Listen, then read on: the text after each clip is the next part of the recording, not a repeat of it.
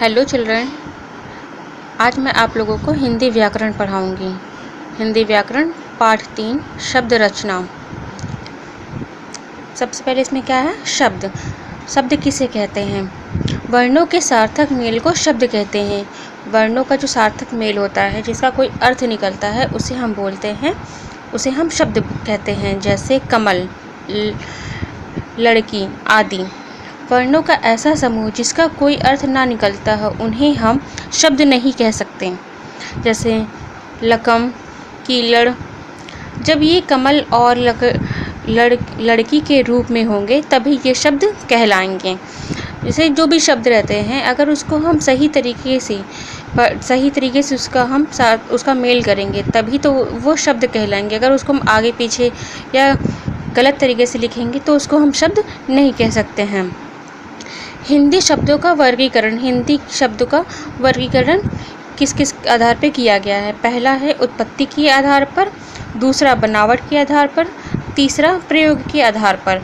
और सबसे पहले अब हम पढ़ेंगे उत्पत्ति के आधार पर। शब्द के 4 प्रकार होते हैं। पहला है तत्सम शब्द, दूसरा है तद्भव शब्द, तीसरा होता है देशज शब्द, चौथा होता है विदेशी शब्द। ठीक है। अब तत्सम शब्द कौन से शब्द होते हैं? ये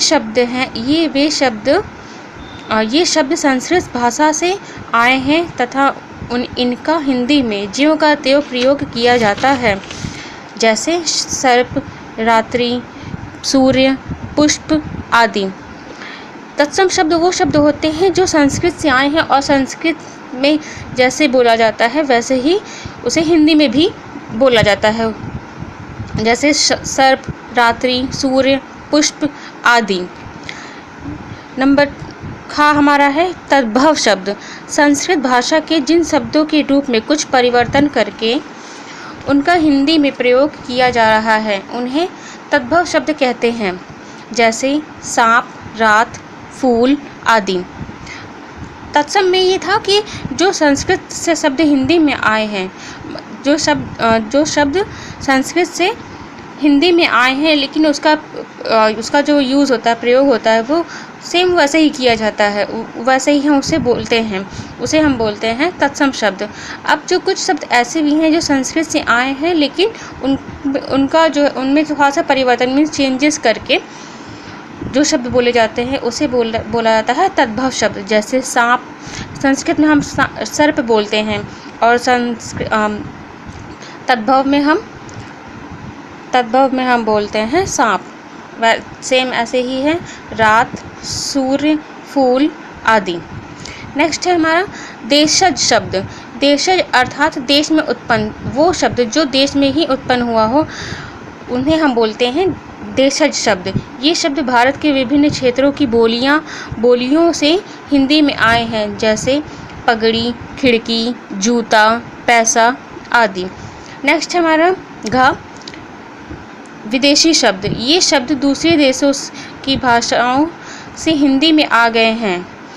विदेशी शब्द वो शब्द ऐसे शब्द होते हैं जो कि विदेशों से आए हुए हैं। विदेशी शब्द हम जिसे कहते हैं वो हैं विदेशी शब्द। डॉक्टर, टिकट, सब्जी, तौलिया आदि। ये सारे शब्द ऐसे हैं जिसको हम नॉर्मली अपनी डेली लाइफ में भी बोलते हैं। और ये सारे शब्द जो हैं वे हैं विदेशी शब्द।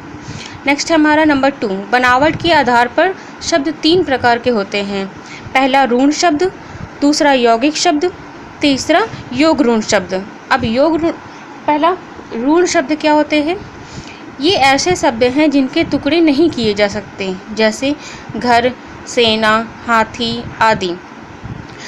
ऋण शब्द ऐसे शब्द होते हैं जिसको कि हम टुकड़े नहीं कर सकते हैं, उन्हें हम बोलते हैं ऋण शब्द। नेक्स्ट हमारे यौगिक शब्द। ये ऐसे शब्द हैं जो दो शब्दों के योग से बने हैं, इनके सार्थक टुकड़े किए जा सकते हैं। यौगिक शब्द ऐसा शब्द होता है जिसके हम टुकड़े कर सकते हैं। सार्थक टुकड़े मतलब कि अगर उसको हम 2 टुकड़ों में कर भी देते हैं तो भी उसका अर्थ निकलता है, मतलब उस दोनों शब्दों का अर्थ निकलता है। नेक्स्ट है योग ऋण शब्द। ये ऐसे शब्द होते हैं जिनके टुकड़े तो हो सकते हैं, पर उन टुकड़ों का अर्थ सीधा न निकलकर कोई विशेष अर्थ निकलता है। जैसे नीलकंठ। नीलकंठ मतलब होता है नीलकंठ वाला, नीले कंठ वाला, अर्थात शिव भगवान। नेक्स्ट है पंकज। पंकज कीचड़ में उत्पन्न होने वाला, अर्थात कमल। नेक्स्ट है नंबर 3, प्रयोग के आधार पर शब्द दो प्रकार के होते हैं। पहला विकारी शब्द और दूसरा अविकारी शब्द। पहला हम लेते हैं का नंबर विकारी शब्द।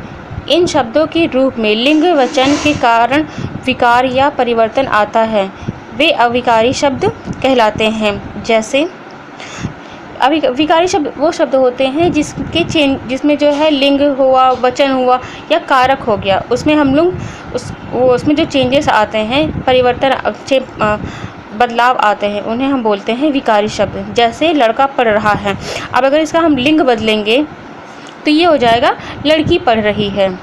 लड़का दौड़ रहा है, अब इसका अगर हम वचन बदलते हैं तो ये हो जाएगा लड़के दौड़ रहे हैं। दूसरा नंबर है हमारा अविकारी शब्द।